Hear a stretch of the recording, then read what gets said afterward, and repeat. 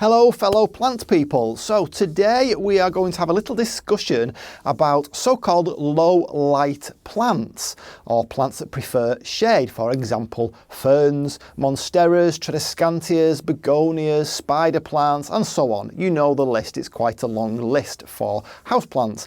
And something that's been on my mind for a while, and I think lots of people, not everybody, but lots of people get this wrong. So let's get started. And we are in. Okay, I'm talking about specifically UK plant forums here, usually on Facebook, and usually focusing on either common lacey, tradescantia, begonia, or just general house plants.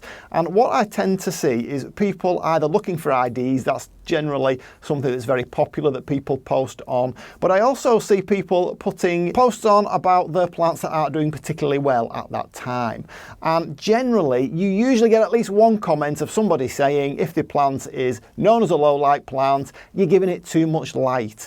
You're not giving it the shade that it wants. This is a low light house plant and it needs to be in the shade. Take it away from the light and it will solve your problem. So let's just get one thing straight here. I'm not talking about light duration. I'm not talking about the number of hours in a day that a plant gets. I'm talking about light intensity. So that is, what level of light does that plant get, like this maidenhair fern here, during an average day. We're also not talking about direct sun. I realise that nearly all plants will suffer if they're in the direct sun behind glass. I've even had succulents and cacti die on me when they've been behind glass, because of course the glass can really magnify those temperatures far beyond what they would get if they were in the wild, even in the hottest of the hot deserts. But of course we don't get many plants in the hottest of the hot deserts, which tells you something about why they don't survive behind glass in the direct sun. So we are just talking about non-direct sun but light intensity.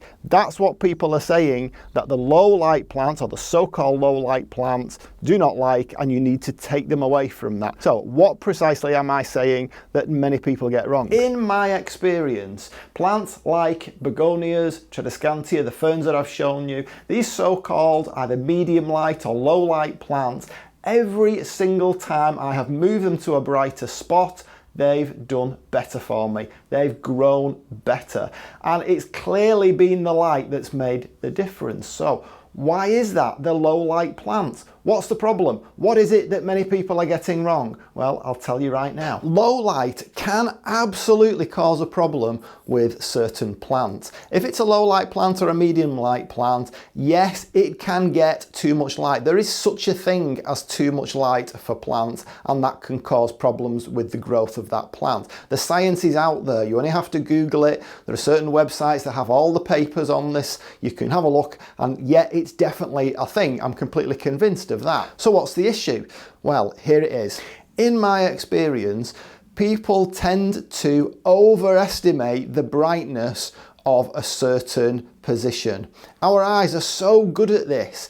You can practically go nowhere other than a cave and not see at least something. Our eyes adjust. So if you go into a UK house, even though it's really low light, our eyes adjust, we get used to it, and we think it's okay. So this is what people are getting wrong. Maybe they're new to plants, maybe they just haven't delved enough into it, maybe they just want a nice display and they don't particularly want to become a really avid hobbyist like myself, and no doubt like you as well. Whatever the reason, they just overestimate how bright the light is. Now, of course, I'm talking for my situation. I live in the UK. It's characterized by heavy cloud cover, lots of rain, lots of low light levels. We don't get a very high percentage of blue skies throughout the year.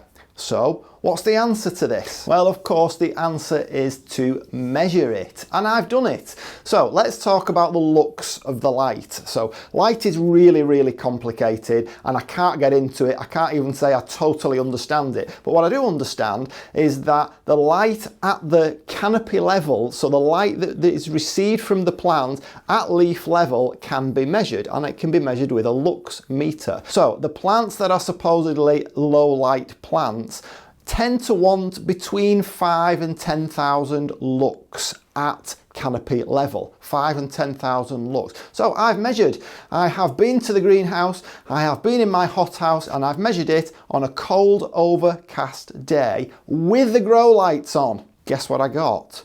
Between 2 and 3,000 lux. 2 and 3,000 lux. So even when I'm in this building and it looks really, really bright to me, it's really low for the plants. They want much more light than that. My eyes adjust, your eyes adjust. You think it's bright, it's not. And that's something that many, many people get wrong. So when I see in forums, people putting comments in saying, especially a UK forum, get it away from the light, that's going to cause a problem. No, it's probably absolutely the opposite, which is true. It needs to go somewhere brighter, not somewhere less light. And the only way to do it is to measure it with a lux meter. So what makes light so complicated? Well, just to give you a little hint, obviously it changes throughout the day, doesn't it? It can be really bright 1 second, a cloud can cover the sun, and then it can go really dark. You could have a plant that you move 5 centimeters to the left or 5 centimeters to the right. That can really change the lux reading at canopy level. You can have a leaf which is shading another leaf, which can make a difference. Wavelengths are a thing. The actual amount of available wavelength can make a difference to how well your plants grow. But we're just talking rules of thumb here. If you've got a plant that is a low light plant and you think it's not growing as well as it should do, check the light levels. It might just be that you've got it in too dark a spot. I know if I put a plant in my house, the chances of it being in too dark a spot are practically 100%. It's 100% likely to be in too dark a spot, and I've really got to be careful to make sure I get it enough light by moving it around to different windows, and I can only really do that by checking it with a really cheap lux meter. So I hope you found that a little bit useful. If you did, please give me a thumbs up and subscribe if you haven't already. And if you're inspired to give begonias a try, have a look at this video over here. It's one of my favorites. You saw it earlier on in the video, Begonia luxurians, and that video will tell you all about its care requirements and how you can grow one very, very cheaply from a little tiny cutting or from a little tiny plug plant. So that's it for now. I'll see you on the next one. Bye.